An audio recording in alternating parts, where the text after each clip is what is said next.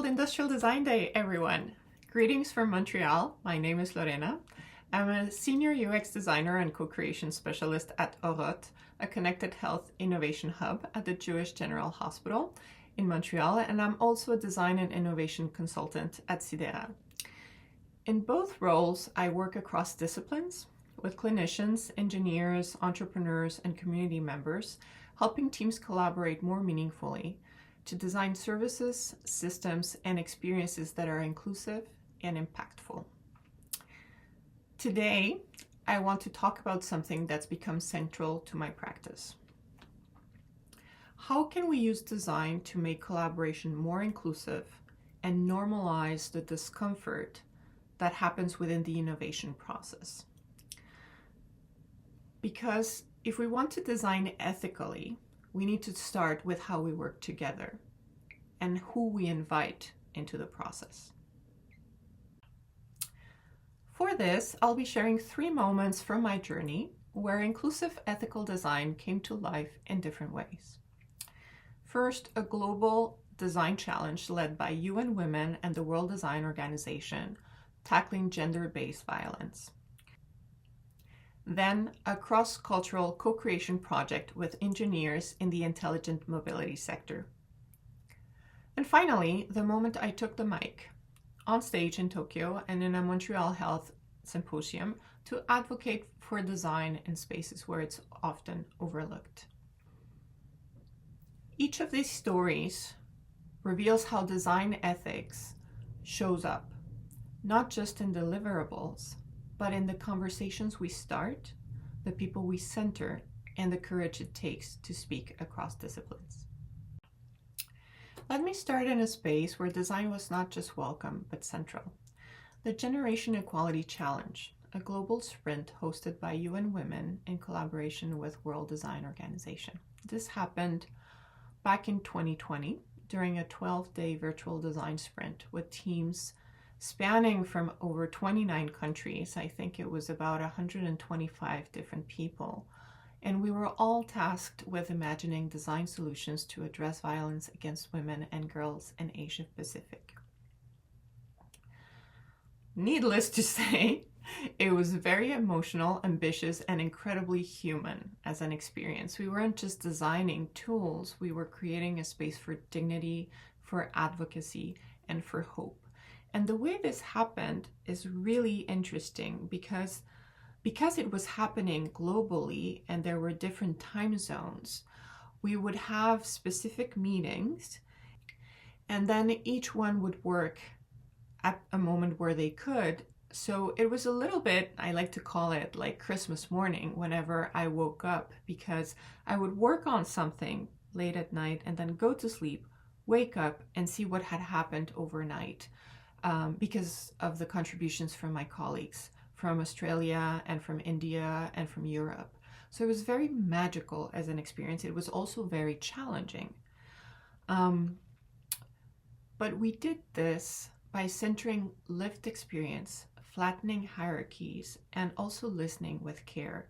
This was such a hard topic that we had 24/7 support if we felt it got like it was too much, if we were overwhelmed by the topic. So this is one of the things to consider. If you're working on a topic that can be very triggering,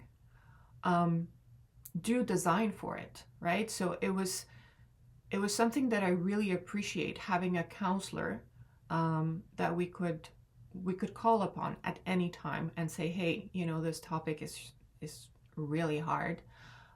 I could use, an hour of your time.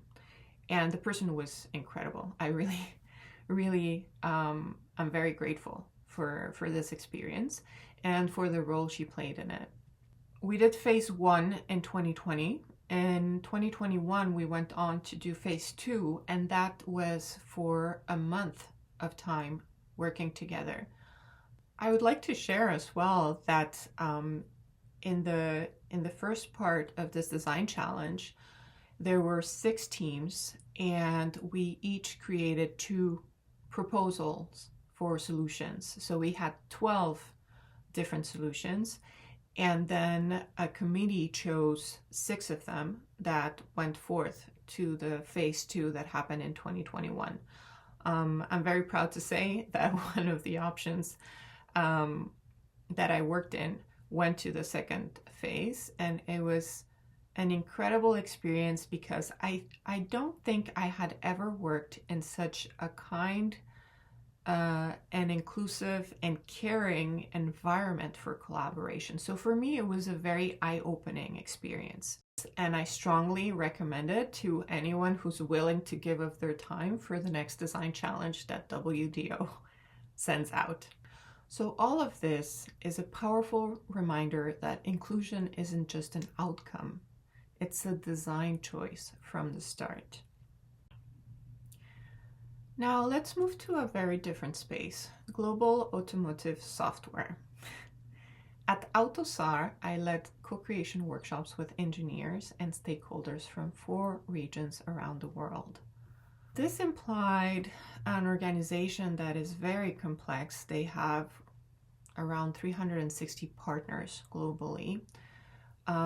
We worked with around 20 stakeholders from 4 different regions, so Europe, North America, China, and Japan, and there were 5 languages at work. So German, English, French, Japanese, and Mandarin, although the official language was English.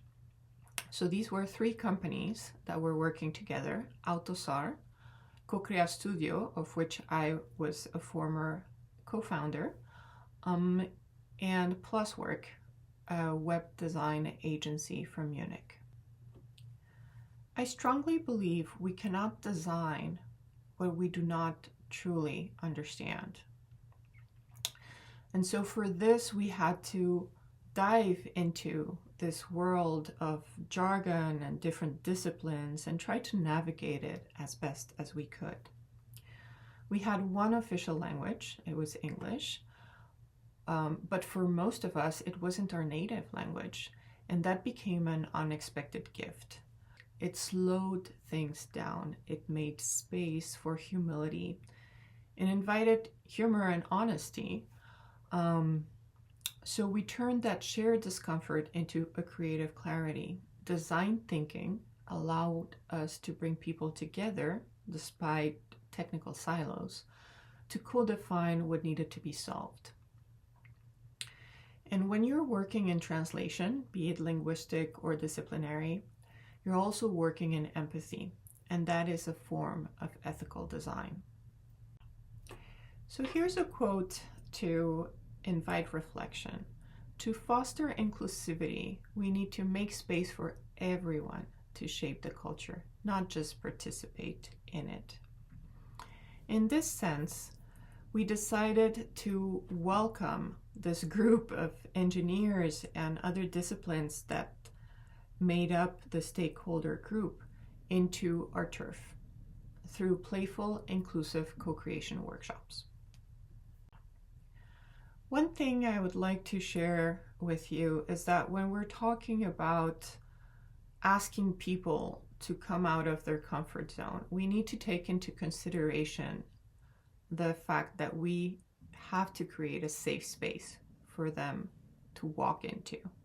So, of course, there's going to be pushback.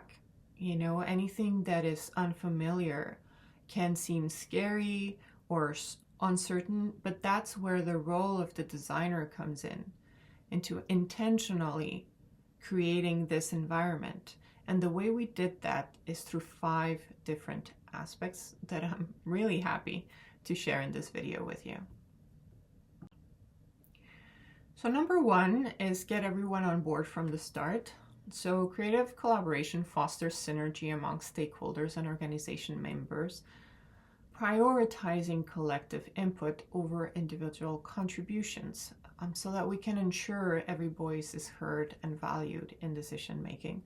This is easier said than done, but you can try your best to get the most voices around the table. Then, you know, making sure if there's people that for which the official language is a second language, to normalize making mistakes, you know, saying, I think it got lost in translation, I'd like to try again, taking your time to find the words, those are things that are very valuable in this context. And I truly believe that having an accent when we speak means we speak more than one language. And that, my friends, is an asset in today's global community and reality.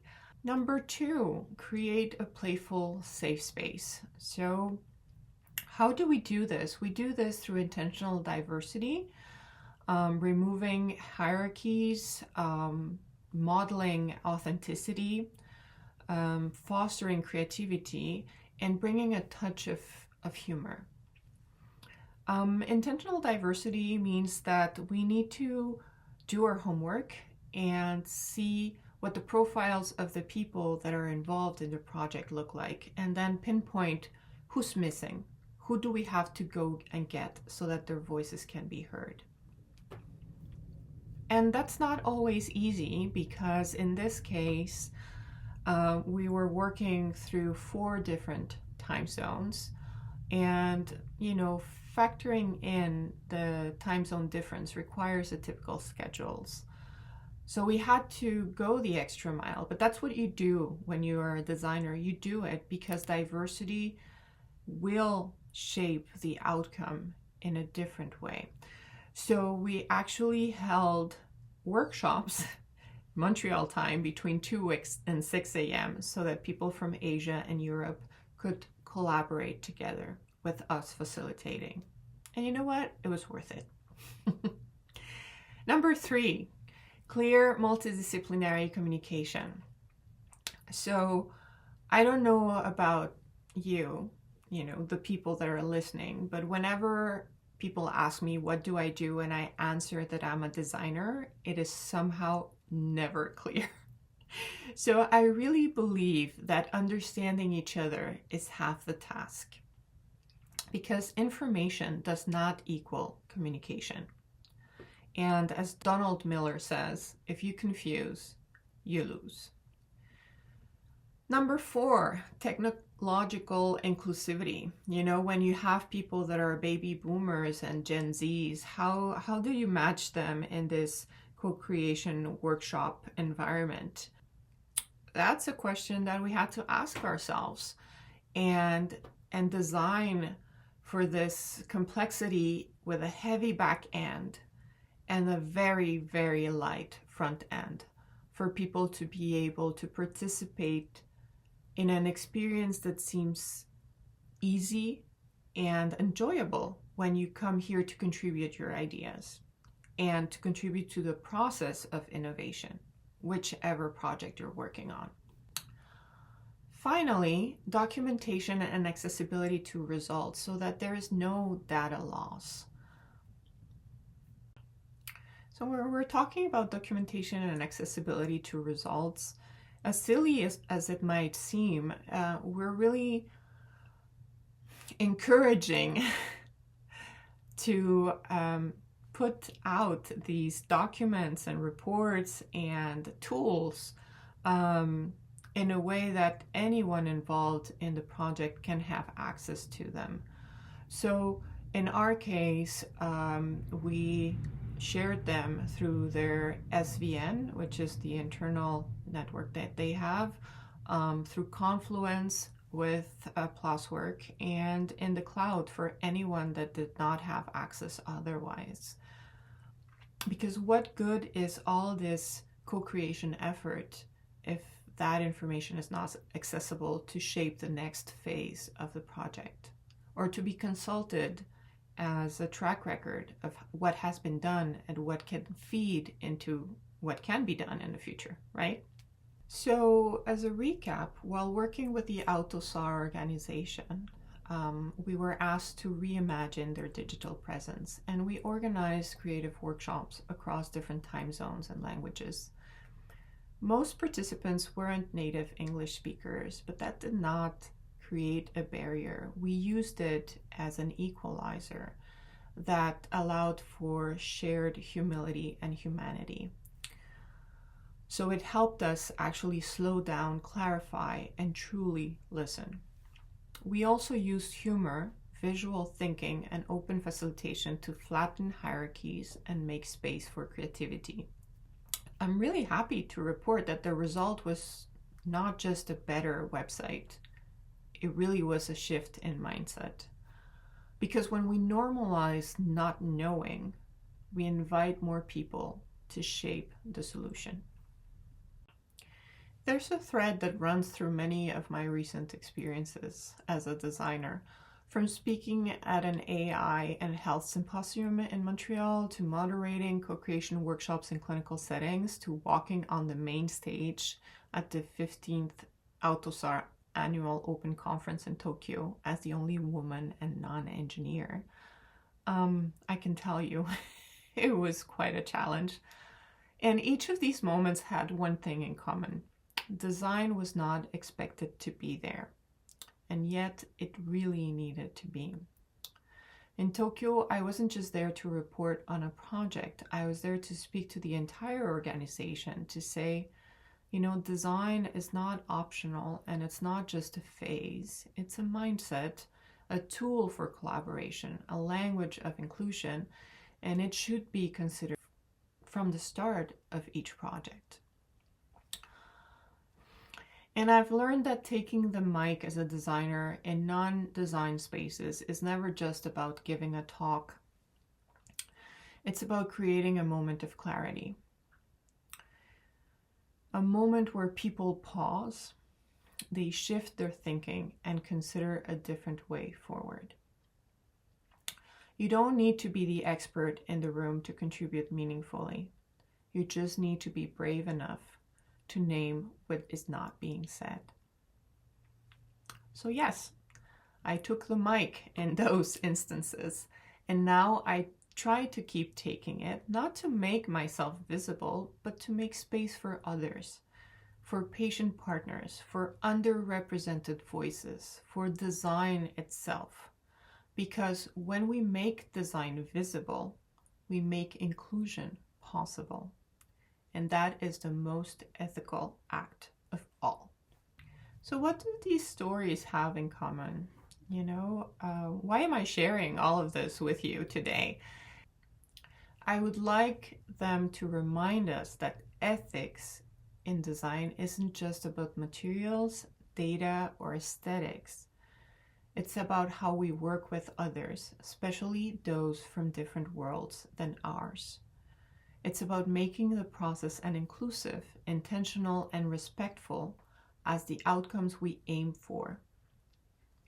And it's about recognizing that discomfort, when held with care, can be a powerful driver of trust, creativity, and change. So here's my invitation to you all. Whether you're a designer, a clinician, an engineer, or an entrepreneur, the next time you find yourself in a room where your perspective feels unfamiliar, take a breath and take part in the conversation. Not to speak louder than others, but to speak with intention, to name what's missing, to ask the better question, to expand the frame. Because when we speak up for design, we make space for inclusion. When we engage with courage, we give others permission to do the same. And when we design with empathy, we don't just reimagine better systems, we invite people into them. So let's keep showing up. Let's keep naming the gaps. And let's keep designing ethically, bravely, and together. And happy World Industrial Design Day to everyone. Thank you very much.